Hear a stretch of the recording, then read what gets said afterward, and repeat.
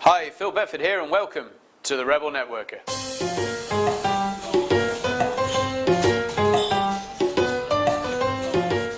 This week's show, we're going to be talking about the 3 types of network that you can be focusing on to build a large, reliable, supportive structure that will be driving your life and increasing the quality of it while building your business as well.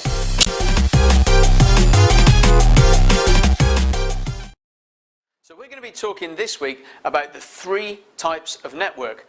For a lot of people, all they think about when they're networking is how to get referrals, how to get more business. Some of the other key elements are actually who are in your information network. For example, when you need to know something, who do you call? Quite often when we do need information, we need it now. We don't need it in an hour and a half after we've researched. So if you needed to ask a lawyer a question, do you have someone you could call right now? If you need to know which hotel has the best spa, do you have someone you could call right now? A lot of these people in the information network could be previous bosses, they could be people who are currently in the same field as you, people that give us information. The second area is support. Who do we go to when we need help? Now this help could be emotional. We could just be having a bad day and we just need to, we need to scream and let off stress. That's support.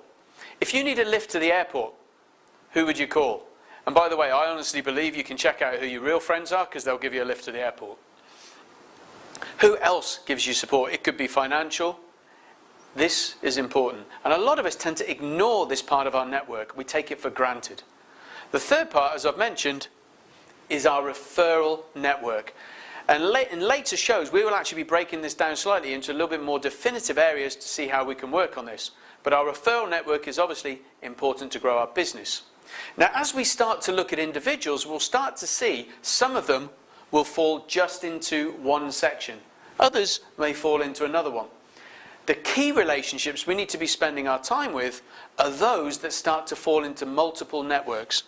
If I can find an individual, for example, who's in my information, my support, and my referral network, that would be a good individual to start spending more time with and see if I can help them grow the business so we can mutually improve the quality of our lives.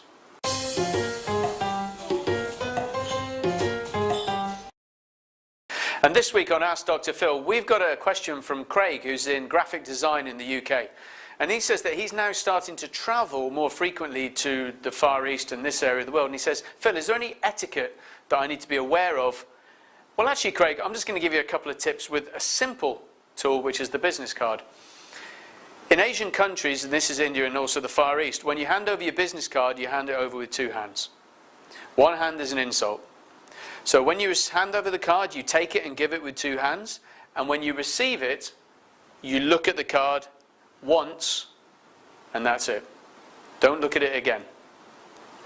Another element would be a lot of good networkers will actually take the business card and actually write notes on there so that they can follow up at a future date. In many Asian countries, this would be an insult. So do not write on the card in front of the person. Coming up next week, some more great tips on Ask Dr. Phil.